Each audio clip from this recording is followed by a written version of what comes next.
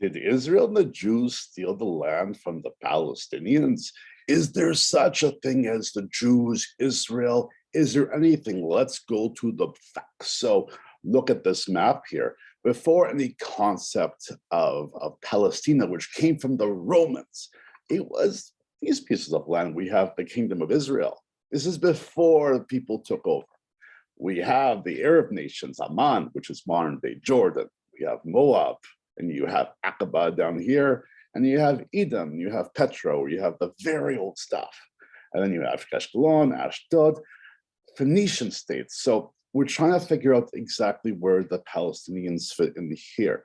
Some sources say that they are Phoenician background, but genetically, if we check the genome, just like we know the Jewish DNA is mostly Middle Eastern with admixture. As we left and kicked out in the year 70, we went all throughout the diaspora, whether it be to Europe, Middle East, to Spain, all over the world. And this is proven in DNA. So the idea that we have no connection is absolutely absurd.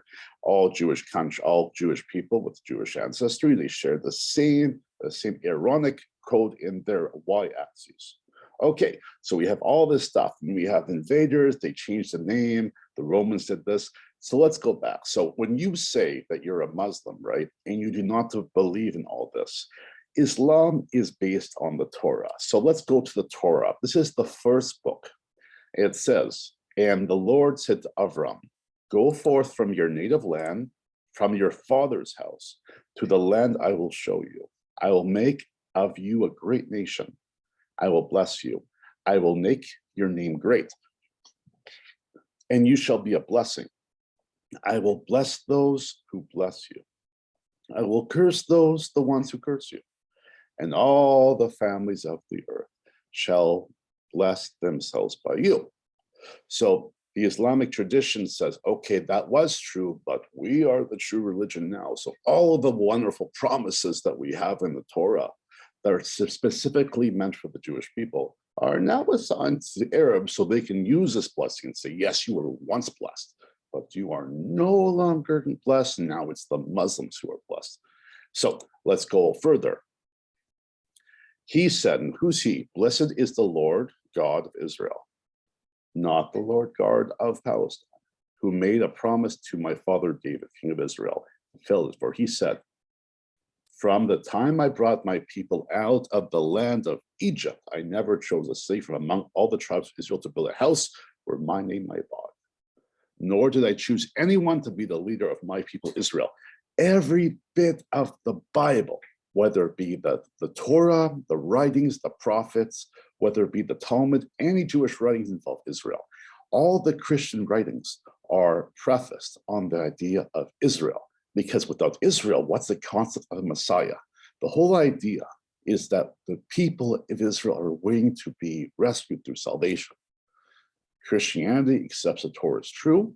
Christianity has an identity of the Messiah as Jesus. Jewish people have the identity that they are uncertain. But there's both one commonality between Jews and Christians. They believe that the Bible, the Torah, is actually in effect. So if you talk to a Christian and you quote the Bible, the Old Testament, they will say, well, we have to accept the old to accept the new. Therefore, when you show that there's a claim of Israel, there's some weight to it. Obviously, if you go to the Catholic Church, they will go and say, oh, Israel has been replaced now with the Catholic Church. But regardless, I mean, if you speak to someone who's fairly literate as a Christian, they should be able to look through this writing with you and say, well, it's pretty obvious. I mean, there is a prima facie relationship covenant between the people of Israel and the Creator. And there's different instruments involved, whether it be the land, different kind of holidays, or a path towards salvation. Okay, so we have that if you're a Christian and you reject Israel as a country of the Jews, you have a deep either identity issue because you don't, you think, well, the Jews no longer exist, therefore I am a Jew. That's not necessarily true. Now we have to go on to Islam. Okay, Islam is different than Judaism and Christianity. So both think the Torah is in effect. Islam says, okay, the Torah is garbage. We're going to go and make our own book. But what we're going to do is we're not exactly going to rewrite the whole thing. We're going to take snippets and we're going to go and cut and piece. So it says here, Oh, this is from the Kel, al-Baqarah. O children of Israel, call to mind my favor, which I bestow unto you, and be faithful to your covenant with me. I will fulfill my covenant with you, and of me alone, shall you be afraid. Essentially, it's saying there's always been the same Jewish people.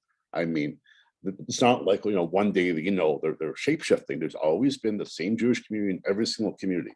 O children of Israel, call to mind my favor, which I bestow on you, and that I made you excel the nations. Obviously, the Jews are doing okay. Obviously, there's fighting. But after 5,000, 6,000 years, they still exist. It's ridiculous. Surely those who believe, and those who are Jews and Christians and Sabians who believe in Allah and the last days and does good, they shall have the reward from the Lord. And there is no fear of them, no shall they grieve. If you go on and go to the Jewish library, obviously these are taken translations. So if you go to Islamic side, they'll say, oh yes, they were once. But if you go further, so in the beginning, Muhammad was very, very happy to have the Jews. I thought, oh, they'll become Muslims, they'll be grafted into the Ummah, which is the Muslim community. But the Jews were like, no, listen, you are clearly out of your mind. You have delusions. You have not brought forth any proof of being a prophet. So to the Jews, at least, the Jews rejected. There are obviously some converts, but the Jews rejected what he had to do. Because what he's advocating is a very egotistical type of narrative. Okay, I'm not going to bore you anymore. If you go to the Bible, the Old Testament, the New Testament, or even the Quran, you will see a Jewish DNA over all this. Why are they discussing the Jews if the Jews have no relationship? There's an obsession in all three books about Israel. Why is this? It's because of one truth. The Jewish people are internal, the promises are internal, and there's nothing in the book that says that God takes away his promises. So if you believe that God turned his back on the Jewish people and that you now have the blessings and you will use that blessing to hurt the Jewish people, well, I will go back to Genesis and say that's not very advantageous. Okay, I'll leave it at that for now. Have a wonderful day. Shavua Tov. Take care now.